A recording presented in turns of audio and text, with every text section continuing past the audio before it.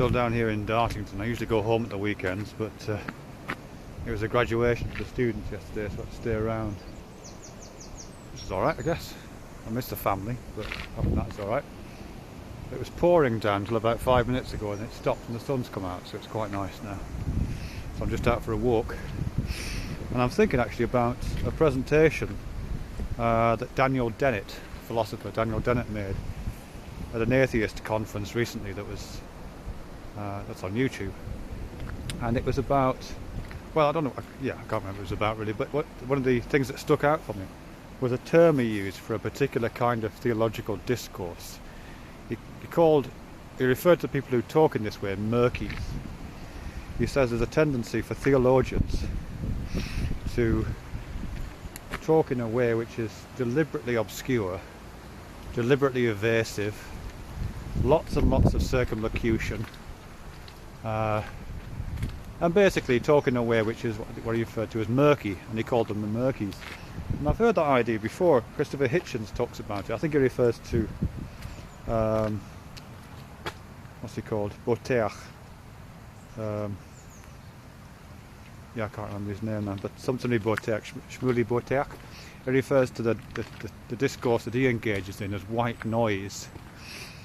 And elsewhere I've heard it referred to, I think I've heard him referred to as Mysterians actually at one point, which is, I think, borrowing a term from consciousness research.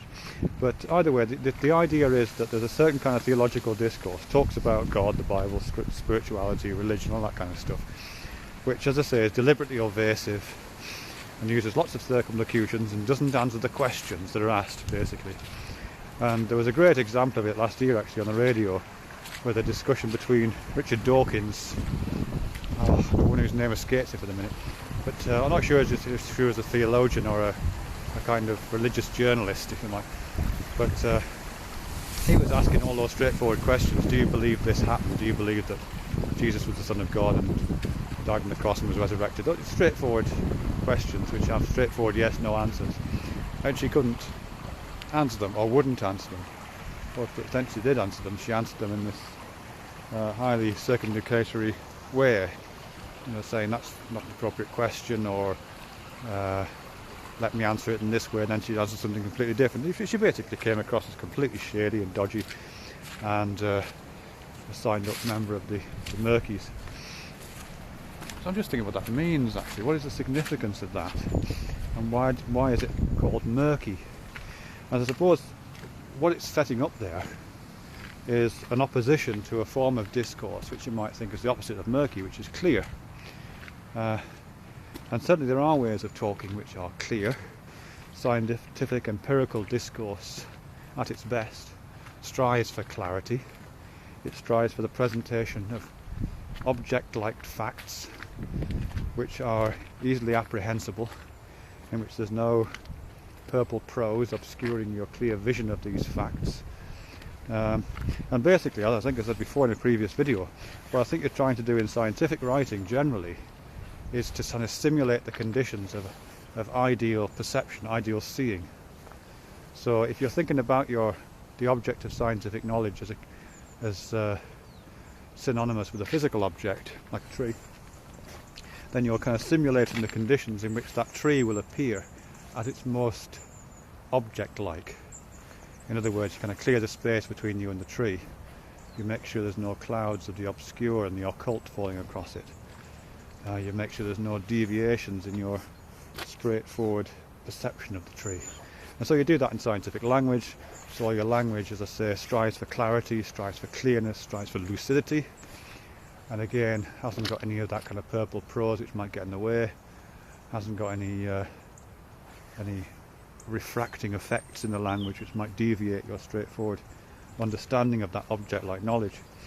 So if that's the ambition of clear scientific writing, it's a completely worthwhile ambition, I think. What's the problem with murky writing?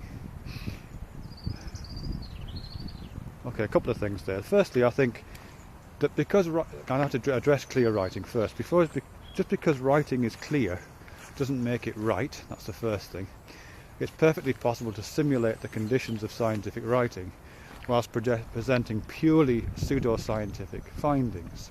And you see that a lot. I mean, there's lots and lots of really dodgy pseudoscientific books out there, lots of pseudoscientific websites, all of which appear to be written in this kind of clear, lucid language, which all seem to present clearly defined objects of that kind of knowledge, well defined and out there in apparently interpersonal space. But of course, if you actually go up to these objects of knowledge and start handling them and trying to use them anywhere, you find that they're mirages, they're just completely unstable structures, there's nothing real about them at all. So there's good and bad clear writing. Follow-up question for that, is there good and bad murky writing? I think a lot of theological writing is terrible, I have to say. I think it's murky, and not only is it murky, but it's bad murky. But is there such a thing as good murky writing? I don't know what good theological murky writing would look like, but I think there is good murky writing in other fields. I mean, certainly in the fields of literary poetics, literary writing. Some literature is extremely murky. And here I'm thinking of James Joyce, who I'm a particular fan of. And many of his books are murky, and Finnegan's Wake probably being the most clear example. Finnegan's Wake, although it's a kind of a narrative, it tells a story of the events in people's lives, it's not written in any kind of clear style. It's incredibly opaque and difficult. The first line of Finnegan's Wake, the first word in Finnegan's Wake is not even an English word, it's river run. It's the putting together of the word river with the word run.